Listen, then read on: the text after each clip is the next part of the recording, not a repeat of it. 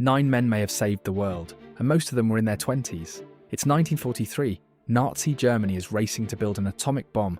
There is one thing standing in their way. A single factory in occupied Norway is producing the material they need to make it work. The Allies had already tried to destroy it. A British glider assault ended in disaster. Everyone captured was executed. So 9 Norwegian commandos went in on skis. They crossed 250 miles of frozen wilderness in a blizzard. They descended a near vertical gorge in the dark. They slipped inside the plant, planted their explosives, and walked out without firing a single shot. The Germans never heard them coming, and they never caught them. Germany scrambled to recover. They gathered what remained of their stockpile and loaded it onto a ferry to ship it to the continent. The Norwegian resistance sank the ferry.